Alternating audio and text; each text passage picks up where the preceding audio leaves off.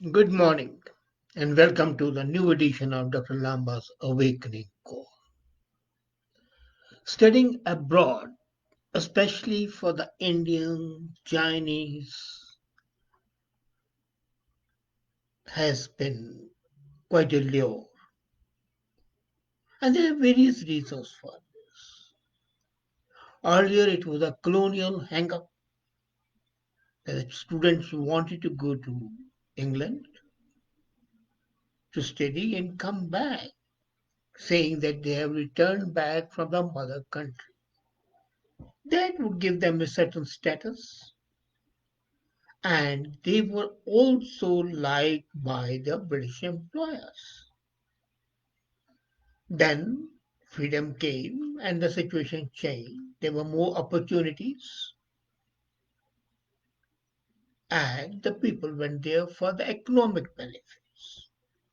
Then came a surge for immigration. It was found that going abroad and studying there was an easy passport for immigration, notwithstanding the fact that the opportunities are there in the home countries as well. But then there were various reasons, and the distance always lends charm. But is studying abroad still worth today? Or considering the coronavirus epidemic, higher education abroad with diminishing services at unnaturally high cost? Now imagine the countries which are in the forefront of technology development want to come to those countries which their technology is not as advanced and study over there and then go back and then they pay fee which is much higher. I could also understand it if the students go there and study for those disciplines for which there is no facility in their home countries. But I have seen even the students coming to the schools. And there's a good reason why Indian parents and the students hanker for higher education abroad, especially in the institutions carrying the Ivy League or Oxford, Cambridge gold mark. Places such as Stanford or Harvard in USA and Trinity and Imperial College in Britain have for decades, if not for centuries, provided the best education. But for many Anglophonic Indians who love the white skins, something that's deeply aspirational, something that provides a golden ticket to the social mobility and goes well beyond what would be your LinkedIn profile. That has been the charm, the exotic, the difference. Well, we have been there, which you have not been. The high ploy cannot go there. The rank and file cannot go there. So we are exceptional. Much of the high value is created not just by what goes on, the tried, tested, and branded academic exchange in these Hogwarts. I call them Hogwarts, but also by the immediate experience that comes by being there, by engaging the fireplace chats with the tutors over sherry and string theory, getting lost in labs and the labyrinths, to the many rituals of the campus life and arcana.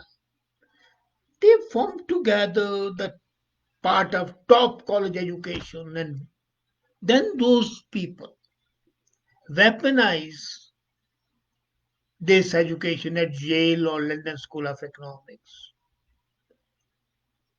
in the Indian socio-economic marketplace with a foreign degree. But times have changed.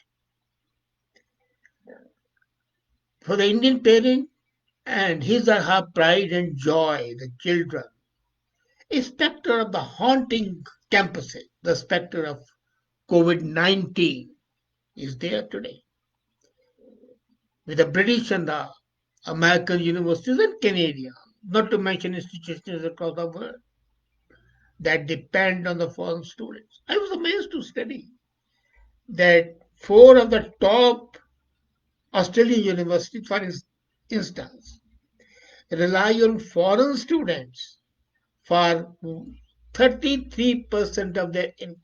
33%. And now these people are finding that the children, when they go to these universities, whether it's Harvard or Yale or Toronto or whatever, there's real restrictions. There's even shutdown. And there's no idea how long things would shape post COVID period.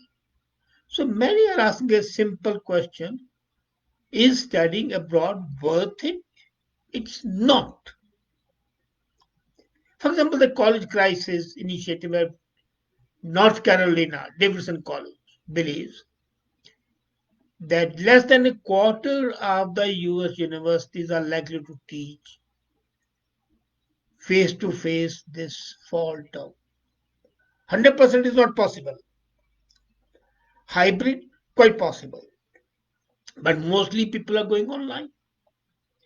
Last month, CNBC showed that overall enrollment in the US colleges was down 15%. And while the total down the shortage was 15%, the international enrollment was down by 25%. That means these colleges in USA alone have suffered an estimated loss of $23 billion. Good. Indians and the Chinese and the Middle Easterns and all those students who come here have saved $23 billion worth of their parents' hard earned money. After all, $23 billion is not something to be sneezed at. So while the number of one postgraduate in three, one postgraduate in undergraduate in seven, studying fully online in USA is going to happen or is happening because of the COVID necessity. So what the students in India, Pakistan, Sri Lanka, China, Middle East, would they pay an estimated average tuition fee of 55,000 US dollars? What would largely be a top certified online master class. And absolutely, it's a online study which you can study at home in a village far removed. Are you also, apart from this fee, tuition fee, would the Indian parents be willing to pay the same monthly maintenance fee which they are paying? Now it's like you are going into a condominium, buying it, and then you pay the monthly maintenance fee. But then you find that the things you were promised are not there. There is no parking, there is no elevator, there is no security, there is no gym, there are no pool services, there is no party room. So would you be paying the maintenance fee for the services which were assured but which are not there? Normally not. So why should you pay for those education services which are supposed to be there? Face to face teaching, tutorials, discussions, chats with the colleagues and with the teachers and the tutors.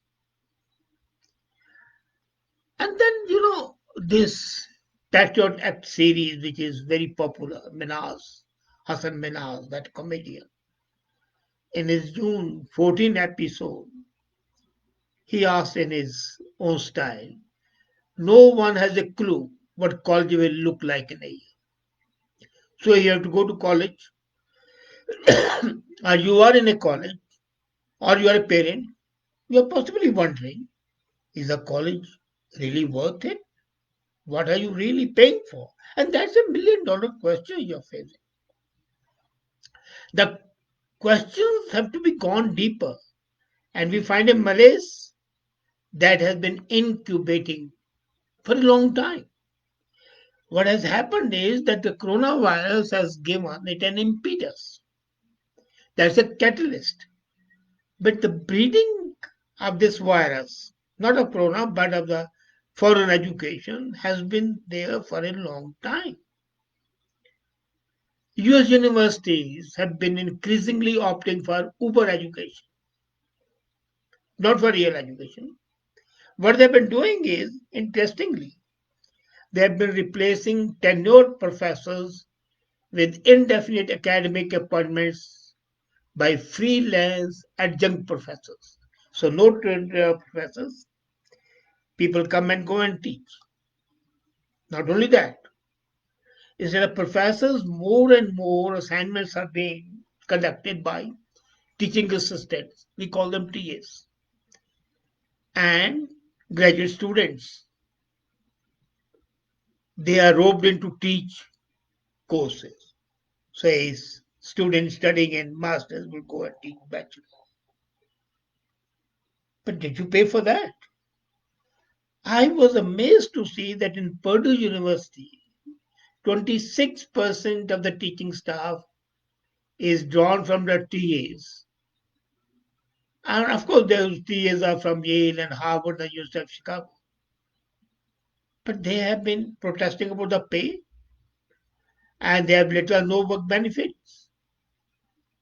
So the universities are gaining both ways. They are charging you very high fee and they are not giving you the proper teaching for which they are famous for. Now add to this that the most universities is spending only a fraction of the endowment on academic and administrative costs. Harvard has $40 billion endowment. It is parked in hedge funds, real estate, and a priority problem has been detected. So you have to agree with Donald Trump when the president says that the most US colleges spend only 5% of their endowments every year on education. They don't spend on education. They are just earning money through investments. It is precarious situation. And one wonders why should some universities include, say, $1 million lazy river, a river ride found in the theme parks, literally at the cost of lower tuition fee, especially in the times of epidemics as are happening today. So this is a curious situation. This is where you have and have not. You cannot choose. You are like Sisyphus. You are damned if you do, you are damned if you don't do. I was amazed again, and you would also be, that the University of Michigan and University of Pennsylvania, the students of these two universities have filed class actions in South Carolina that they are paid for services which they are no longer receiving, like face-to-face interaction with professors. And despite these reduced college services, most universities are holding on and they are not reducing the fee. So, what do you think of the advice given by Tesla boss Musk or by hedge fund manager James Altucher or Peter Thiel? And they say don't spend $200,000 on a college degree and waste 4 years of life, rather rich years, considering that the college degree is still a ticket, if not a guarantee of success. But then that degree is already undervalued, rather devalued. And the people with the online education are not likely to get the same credible recognition which people would have got otherwise. So if you are getting an online degree from Harvard, it's not the same as if you have attended a Harvard school. So you are paying the same fortune for higher education in USA while studying from home. Who knows? Quite possible that someday online face-to-face hybrid education model may be the gap between the desi higher education and the foreign one. Something that should encourage folks closer home right now. How to fumigate institutions of the political meddling, nepotism, and other extracurricular activities.